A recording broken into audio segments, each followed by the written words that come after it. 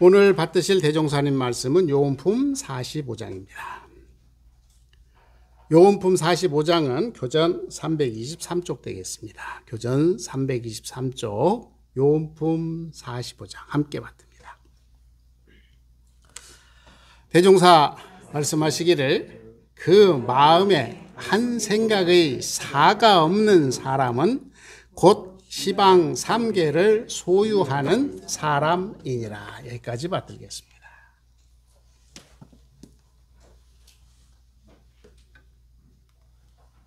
설교 말씀 올리겠습니다. 설교 시작하기 앞서서 기도 시간에 매끄럽지 못하게 진행을 해서 미안합니다. 오늘은 날이 이상하게 그런 날인가. 아침부터 이상하게 뭐가 자꾸 에러가 나네요. 오늘 하여튼 어버이날 맞이 앞두시고 바쁘실 텐데 이렇게 또 큰 수많은 경계를 뚫고 여기까지 와주셔서 감사하고요. 이게 소쩍새랍니다. 이쁘게 생겼죠. 근데 이 소쩍새가 이제부터 울기 시작하죠. 이 소쩍새가 언제 우냐 그러니까 모 심을 때 운답니다. 근데 이 소쩍소쩍하고 우는데 이 소쩍 소리가 무슨 소리인지 아세요? 아시죠? 그래요? 소쩍새가 무슨 이 소쩍소쩍하고 우는 소리가 굉장히 서글픈 소리 같잖아요. 그게 무슨 소린가 그랬더니 내가 올해는 꼭 집을 지리라. 내가 작년 겨울에 집이 없어서 밖에서 자느라고 너무 힘이 들었으니까 올해는 내가 어떤 일이도 내가 집을 지으리라. 이렇게 우는 소리래요. 그게 옛날 어른들이 그러시더라고. 그러니까 이 목소리를 들어보면 한이 서려 있는 것 같아. 소쩍소쩍하면. 근데 이 새만 그런 게 아니라 우리도 똑같은 것 같아. 이번에 일 당해놓고 보니까 다음에는 그러지 말아야겠다. 라고 생각은 하는데 되던가요? 안 되죠? 안 돼. 이게 그래서 우리는 정말 지중한 인연이고요. 인간입니다. 저는 이제 며칠 전에 지난주부터 한 열흘 사이에 이사회를 왔다 갔다 했습니다. 정말 힘들었습니다. 이게 눈 뜨고 나서 천당과 지옥이라고 하는 것이 과연 어떻게 생겼을까 하는 이런 두려움이 느낄 만큼 천국은 좋은 것이죠. 지옥은 어떻게 생겼죠? 못 살게 생겼잖아요. 근데 왜 제가 이 말씀을 드리냐면 제가 이제 올해 논문 심사를 이렇게 봤는데 이 사고의 차이가 서로 간의 생각을 완전하게 다르게 만드는 것 같아요. 그러니까 지도 교수님이 논문을 심사하게 제출을 해라 그랬어요. 그러니까 내가 받아들이기에는 미완성된 논문을 제출해서 심사를 받고 지도를 받아서 완성된 논문을 만들어내는 갑다라고 생각을 했는데 지도 교수는 그게 아니고 완성된 형태의 논문을 제출하라. 제가 알았을까요? 몰랐을까요? 몰랐어요. 왜 몰랐을까요? 처음 해보는 일이야. 그리고 해보니까 다른 거는 따라갈 수가 있는데 이 컴퓨터를 가지고 타자치고 이런 거는 충분히 가능한데 요즘은 AI가 하도 발달하고 김건희 여사 사건 때문에 그 유사성 문제에 굉장히 많이 신경을 써요. 이런 새로운 영역을 따라갈 수가 없어. 따라가면 따라가죠. 그런데 이거를 안 하려고 드니까 못 하겠는 거예요. 그런데 일이 당하니까 해져요, 안 해져요? 해지더라니까요. 그러니까 제가 보니까 이 소쩍새는 면한 것 같아. 그러니까 내가 누구를 원망하냐 그랬더니 정토를 원망하기 시작해. 화가 나기 시작해. 왜 알면 좀 진즉 상세하게 알려주지 왜 안 알려줬어? 라는 원망심이다. 또 한편 생각해 보니까 내가 그릇이 안 되는데 굳이 이렇게 하려고 하면서 이렇게 복장을 끓일 이유가 뭘까? 이게 뭐죠? 지옥이더라고요. 그래서 지옥의 개념을 불교적 관점으로 제가 한번 이렇게 찾아봤습니다. 그랬더니 자 보세요. 이거를 뭐라고 그러냐면 도산지옥이에요. 도산지옥. 그러니까 몸이 얼마나 우리 여러분 신사와 뭐죠? 신의 세계 신과 함께 영화 보셨죠? 신과 함께 보면은 지옥이 몇 개가 있더냐면 7개가 있어요. 이 7개를 거쳐서 염라대왕의 최종 판결을 받고 후레길을 간대요. 그러니까 아마 49회도 여기서 기인한 게 아닌가 싶은 생각이 들어. 그러니까 이렇게 해서 그냥 난도질을 당하는 거예요. 난도질을 당해. 그러니까 몸이 고달퍼요, 안 고달퍼요? 엄청 고달퍼. 그러니까 이런 사람은 어떤 사람이냐 그랬더니 전생에 구두쇠로 사는 사람이래요. 그리고 또 하나를 가면 이게 뭐냐면 화탕지옥이에요. 화탕. 끓는 물에 사람을 집어넣고 끓여. 생각해 보세요. 이거 어디서 봤어요? 절에 가면 벽화로 그려져 있잖아요. 화탕지옥.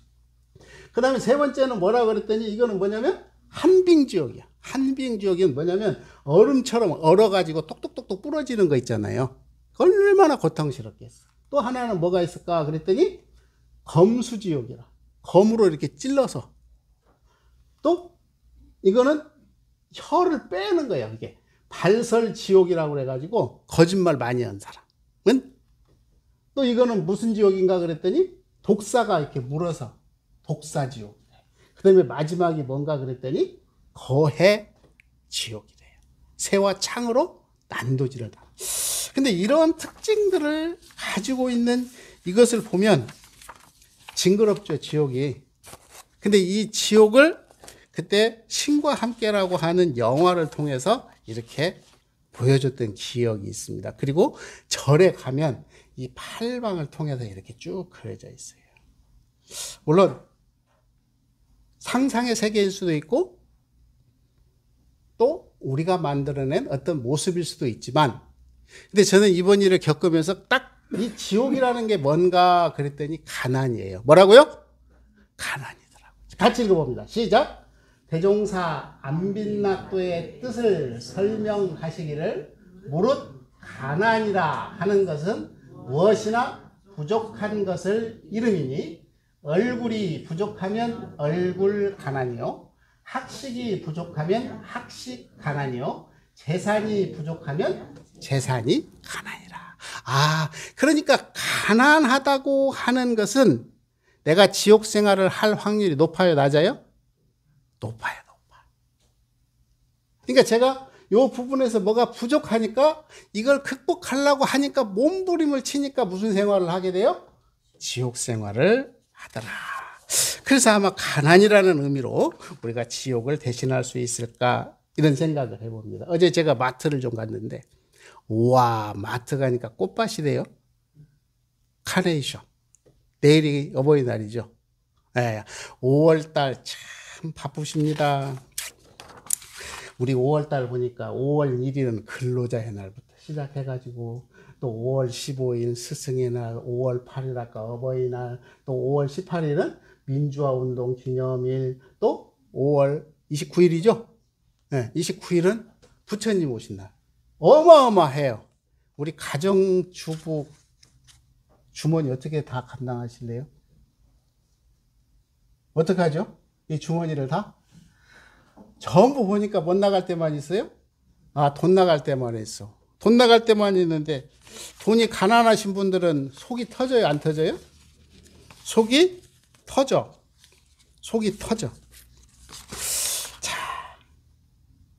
저는 이제 이 사진을 가정이라고 하는 개념을 보면서 저는 이제 교화단에 가서 이렇게 교무님들끼리 이야기할 때 그런 말을 했어요.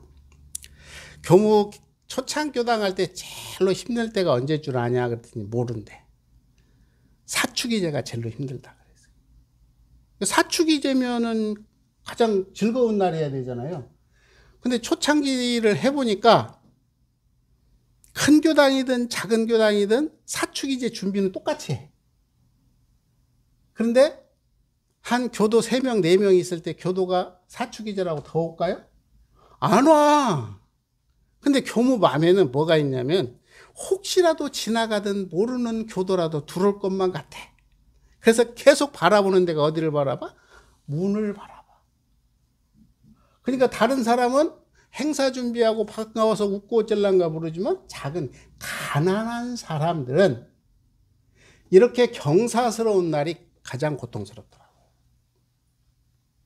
우리가 이 마음을 좀 헤아릴 수 있어야 될 거예요. 공부를 한다면 남들이 좋으니까 박수 친다. 이건 당연한 이야기죠. 그러면서 한편 생각해 보면 이거를 갖추지 못한 사람들이 얼마나 힘이 들까라고 한 번 정도를 생각한다면 우리가 함께 나누는 것 같아요. 그래서 사람이라고 하는 것은 뭐라고 그랬어요? 보세요. 시작. 사람이란 힘들지? 그랬더니 뭐래요? 괜찮아.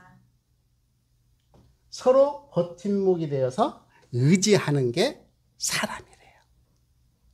그러니까 우리가 아까 말한 어떤 그러한 모습들이 완벽하게 갖추어져 있으면 좋겠죠.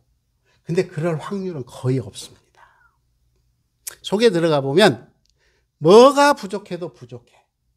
뭐가 가난해도 가난해. 이걸 찾아내는 거예요. 그래서 이게 나의 생각, 이 부족한 사람들의 이런 것들을 또닥거려 줄 수 있는 그래서 우리가 이런 마음을 느끼면 좋겠다 싶어요. 뭐라고요? 읽어보자. 시작. 당신이 있기에 참 행복합니다. 이 마음만 좀 우리가 찾아내면 좋겠어요. 그래서 대종사님께서는 세전에서 뭐라고 표현했냐면 원불교가 지향하는 가정은 어떤 가정인 줄 아세요? 무슨 가정이래요? 안락해야 된대요. 이게 밖에 있다가 집에만 들어가면 편안해야 돼. 쉽지 않은 이야기죠. 아까도 제가 법회 시작하기 전에 그 얘기했어요. 그렇게 되어 있으면 이 법이 필요가 없다니까? 아니 안락하면 됐지 뭐라고 더 별 가르치고 신경 쓰고 챙겨보라고 하겠어. 안락하지 않아요. 그러니까 우리는 어떻게 하자? 안락한 가정을 어떻게 하면 만들 것인가? 아까 성가에서는 뭐라고 표현해 주셨죠? 법도 있는 가정을 만들어라 그랬어요. 이게 법도 있는 가정은 뭐냐면 남편은 남편으로, 부인은 부인으로, 부모는 부모로, 자녀는 자녀로서 자기 역할을 제대로 할 때 뭐가 된다고요? 안락하다. 그러면 안락하면 그 다음에는 자동으로 따라오는 게 어떤 가정이래요? 행복해진대요. 부처님께서는 3계 연례가 유여화택이다 그랬어요. 그러니까 집이라고 하는 것은 꼭 불난 집과 같대. 한번 상상해보세요. 초가집에 불났다고 생각해보세요. 집이라고 하는 것은 이렇게 안락하고 행복한 게 아니라 불난 집과 같아. 그렇기 때문에 우리는 목표를 정해야 된대요. 뭘로 정해야 된대요? 진급을 해야 된대. 그러니까 서로 공을 들여서 서로 어떨 수 있도록 진급할 수 있도록 서로 격려하고 도와주는 것이 우리가 지향하는 원불교의 가정이다. 이렇게 정산종사님께서는 말씀을 해주셨네요. 같이 한번 읽어볼까요? 시작. 자력 양성의 대지를 해설하시기를 먼저 생활 방면의 자력을 본의하여 사람으로서 면할 수 없는 의무와 책임을 같이 지키자는 것이요, 정신 방면에 있어서도 자력 생활을 근본하여 모든 신앙을 자기가 주인이 되어 믿자는 것이요, 모든 공부를 자기가 주인이 되어 수행하자는 것이며, 모든 사업을 자기가 주인이 되어 정성을 바쳐서 모든 일에 자타력 병진을 하되 자력을 근본으로 실행하자는 것이니라. 삼학이죠. 삼학의 첫 번째 조항이에요. 뭐라고 그랬어요? 정신의 자주력, 경제의 자립력, 육신의 자활력. 자, 보세요. 우리가 살다 보니까 생활 방면이 됐던 이 자신 힘이 없으면 이렇게 먼 날 돌아오면 기쁨보다 뭐가 돌아오죠? 서글퍼져. 나이를 먹으면 왜 서글퍼질까요? 내가 힘이 없으니까 그래요. 힘이 있으면 그래. 니들 그래 봐라. 오늘 제가 흉을 좀 하나 보려고 그러는데 어떤 분이 오늘 법회를 못 나온대. 그래서 왜요? 그랬더니 가족들이 모인대. 근데 제가 기억하기로는 가족들이 모인 소리를 별로 못 들었어. 근데 언제부턴가 모이기 시작하셔. 힘이 있으니까 모이더라. 힘이 있으니까 오라고 안 해도 자연스럽게 오는 거예요. 제가 옆에서 보니까. 이게 남의 이야기니까 그냥 멀리서 보는데, 그러니까 바빠, 일요일만 되면. 왜 바빠요? 그랬더니 식구들 온대요. 엄마들은 식구 오면 만사 제껴놓잖아요? 그러니까 뭐냐, 힘이 생기니까 자연스럽게 이렇게 모여지는 거예요. 그러니까 우리가 힘을 갖추지 않으면 정신적으로 됐든 육신적으로 됐든 경제적으로 됐든 힘을 안 갖추면 아까 저같이 몇십 년 공부했다가도 이게 헛것이 되는 수가 있어요. 왜냐하면 경계당해서 내가 힘이 없으면 어떻게 되냐면 헤쳐나갈 수가 없어요. 그러면 헤쳐나갈 수가 없으면 어떤 마음까지 드냐면 자괴감까지 들어요. 우울해집니다. 세상이 싫어져요. 그러니까 억지로라도 뭐를 해야 되냐면 이 힘을 갖춰야 된다라고 대종사님께서는 말씀을 해주셨습니다. 그런데 원불교에서는 이쪽에 진공무효 수행문이 뭐죠? 사막이 정신수양이었잖아요. 자력양성이었잖아요. 어디 갔어? 여기 사요에서 자력양성이었잖아요. 근데 한번 보세요. 여기는 복이에요. 여기는 뭘까요? 힘이요. 내가 아무리 잘 살아도 성깔이 개떡 같아. 성깔은 좋은데 내가 못 살아. 여러분 어느 걸 택하실래요? 복도 많고 성깔도 좋으면 좋잖아요. 그래서 대종사님 법이 무서운 거예요. 그러니까 이런 상을 중심으로 여기는 뭐라 그랬죠? 복이야, 복. 복도 많고 나 혼자 스스로 공부를 잘해서 성깔도 참 좋아. 그러면 최고 아니겠습니까? 이걸 지향하자라는 거예요. 이걸 지향하자라는 것이 바로 대종사님의 법이다. 그런데 참 신기한 게 있어요. 우리의 삶은 제가 매번 물어보지만 이거 떨어질까요? 안 떨어질까요? 떨어져요? 안 떨어져요? 과학적으로는 반드시 떨어지죠. 근데 신앙적으로는 떨어질 수도 있고 안 떨어질 수도 있어. 누구 마음이요? 내 마음이잖아요. 내 마음. 근데 이게 왜 그러냐면 떨어지려고 하는 것은 추진 세력이야. 못 떨어지게 미는 것은 무슨 세력이요? 저항 세력입니다. 그래서 추진 세력과 저항 세력은 항상 맞서 있어. 그래서 59대 49야. 아니 51대 49. 그래서 2% 부족하다라는 말이 나오죠. 그러니까 뭐야? 추진 세력이 1%만 세도 저항 세력을 밀고 갈 수가 있어. 근데 저항 세력이 1%만 많아도 추진을 할 수가 있어요? 없어요? 없어요. 그래서 대종사님께서는 추진 세력은 신과 분과 의와 성이다 그랬습니다. 그럼 이걸 막는 거는 뭐예요? 막는 것은 나와 우, 그리고 불신과 탐욕과 나와 우다. 그래서 이것은 진행사조고 이거는 사연사조다. 그래서 성공한 사람과 실패한 사람을 분석해 보니까 이렇답니다. 실패한 사람은 머릿속에다가 뭘 이고 살아요? 실패를 이고 살아.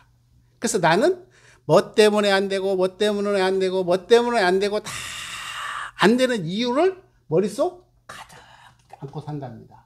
근데 성공한 사람은 어떻게? 이 실패를 하나씩 실천을 통해서 계단을 밟고 올라가듯이 그 차이밖에 없대요. 사람이 큰 차이가 없다라는 겁니다. 그래서 이제 우리가 가끔 이런 이야기하지. 이거 뭐죠? 해봤어? 그러니까 실패하는 사람은 주로 생각이 많겠죠. 안정적이겠죠. 그러나 실패할 확률이 그만큼 실패가 아니라 시도 자체가 안 된다라는 거예요. 그래서 이분이 가장 우리에게 많이 남겨줬던 이야기가 뭐냐면, 이봐, 해봤어? 말도 해봤어? 그러시죠? 해봤냐고. 우리는 끊임없이 그래서 우리 부처님께서 선법으로 내려주신 것이 뭐냐면 방하착입니다. 선공부라는 게 앉아서 줄이 틀고 앉아있는 걸 선이라고 생각하면 안 돼요. 그거는 하나의 방법이야. 그러니까 이러한 단계에 가기 위한 하나의 방법이야. 그래서 대종사님은 이걸 뭐라고 주셨냐면 유무념. 유무념을 더 극대화시킨 게 뭐냐면 무시선, 무처선. 그래서 원불교 공부법은 무시선, 무처선 뭐예요? 방하착. 언제? 지금, 여기. 그러니까 이 세상에 존재하는 것은 과거도 없고 미래도 없대요. 어디만 있어요? 지금 딱 이 순간. 지금 이 순간 우리는 뭐를 해야 되냐면 앞으로 나가든지 주저앉든지 시작을 하든지 말든지 모든 결정을 내가 하면서도 지금밖에 없다라는 겁니다. 그래서 지금 여기에서 시작하는 사람은 결국은 일을 할 수가 있고 목표를 달성할 수가 있지만 그러지 못한 사람은 안 된다. 그래서 저는 오늘 마지막으로 이 말씀을 드리죠. 시작! 오늘부터 시작이 곧 시작입니다. 아셨죠? 네. 5월 참 바쁜 일정들 속에 우리 소쩍새가 되지 않고 바로 오늘부터 시작해서 우리가 새로운 삶이 지금 여기서부터 시작되시기를 염원하면서 말씀 마치도록 하겠습니다. 감사합니다.